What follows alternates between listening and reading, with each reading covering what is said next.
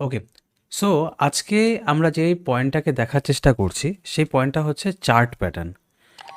দেখো, আমরা এতগুলো দিন ধরে প্রথমে কি শিখলাম? প্রথমে আমরা শিখলাম ক্যান্ডেলস্টিক্স, রাইট? ক্রিপ্টো কি, ক্রিপ্টোর বেসিক্স আমরা শিখেছি।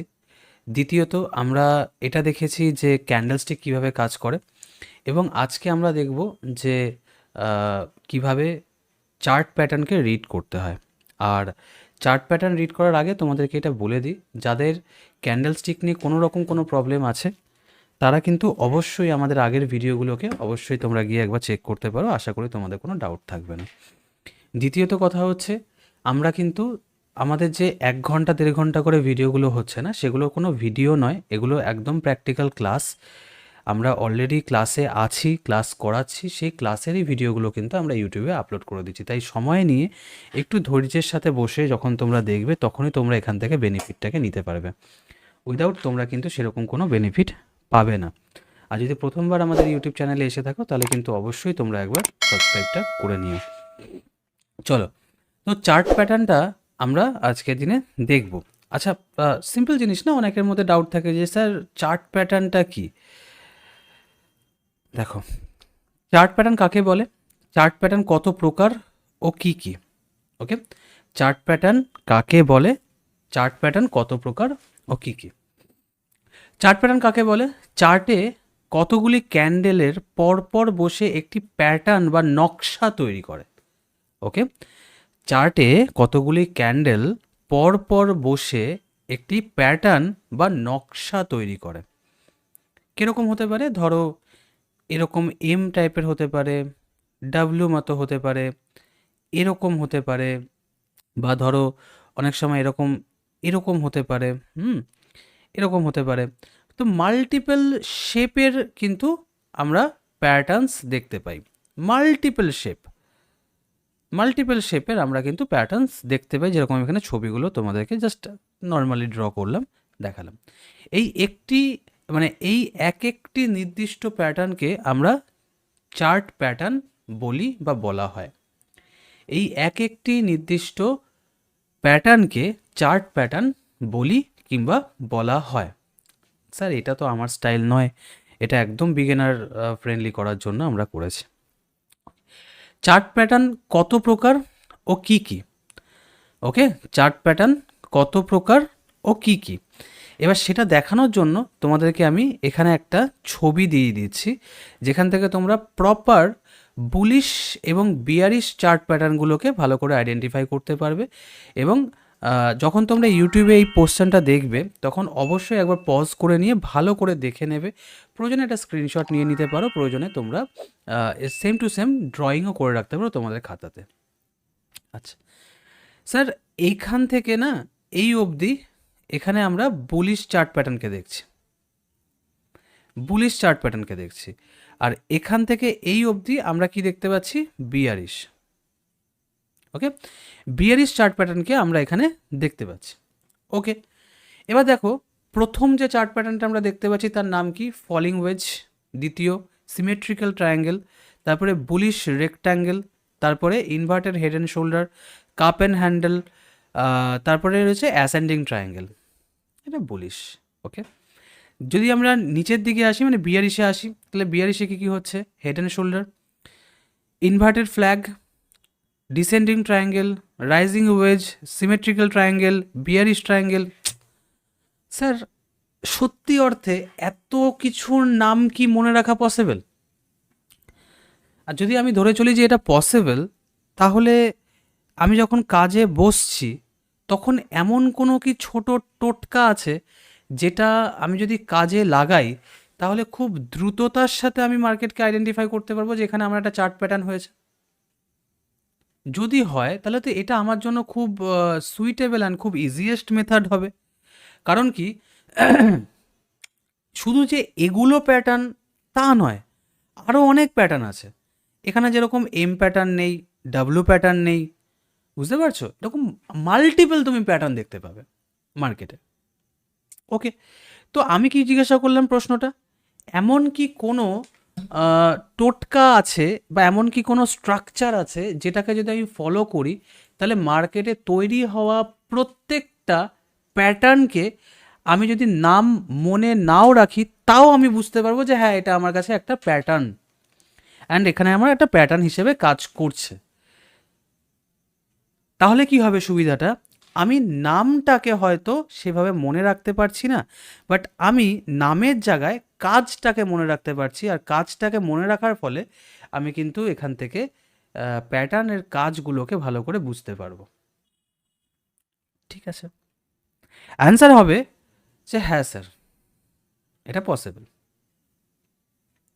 এটা 110% পসিবল। কিন্তু তোমাকে তার জন্য যেটা করতে হবে, আগে একটা জিনিস বুঝতে হবে। সেটা কি? সেটা হচ্ছে support and resistance. Chart pattern বোঝার আগে তোমাকে যেটা বুঝতে হবে সেটা হচ্ছে সাপোর্ট অ্যান্ড রেসিস্ট্যান্স। দেখো, আমার কাজ হচ্ছে যত জটিলতা আছে না ট্রেডিং জগতে, সেই জটিলতাগুলোকে একদম সরল করে দেওয়া, তরল করে দেওয়া।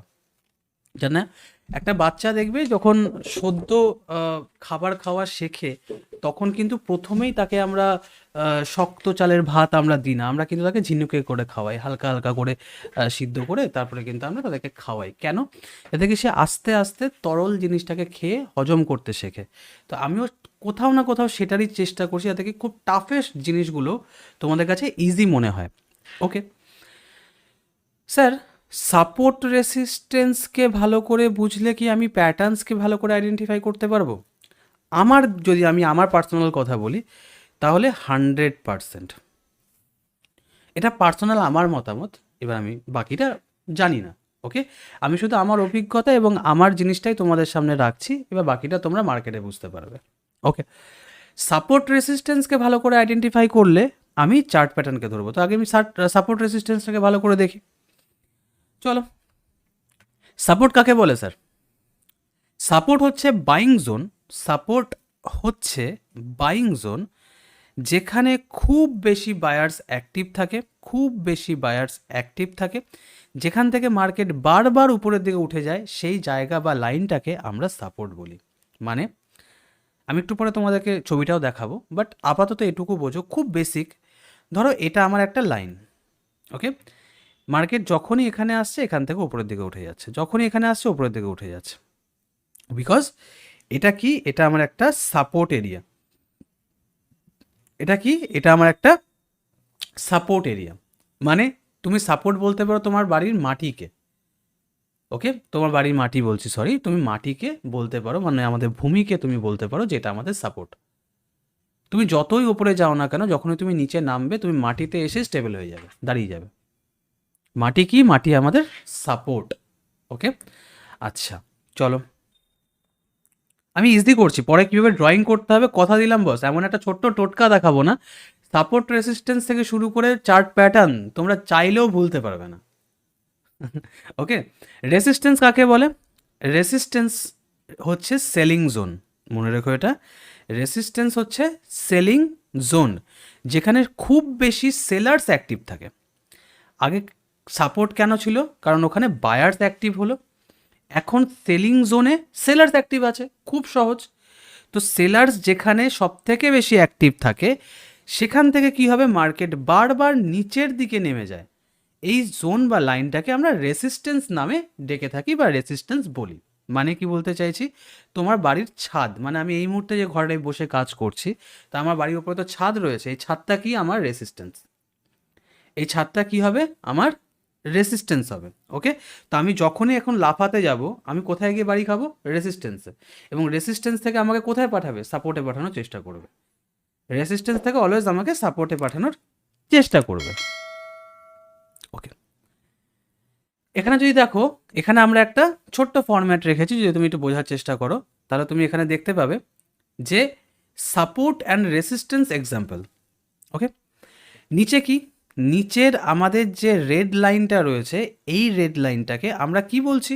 আমরা বলছি সাপোর্ট এরিয়া, যেখানে বারবার প্রাইস কি করছে, আসছে, ট্যাপ করছে, ওপরের দিকে উঠে যাচ্ছে, আসছে, ট্যাপ করছে, ওপরের দিকে উঠে যাচ্ছে। ওকে, আর যখন ওপরের থেকে নামছে, এই এরিয়াটাকে আমরা কি বলছি? রেসিস্ট্যান্স বলছি। কি বলছি আমরা? রেসিস্টেন্স বলছি। এবার দেখো যখন ও রেসিস্টেন্সটাকে ভেঙে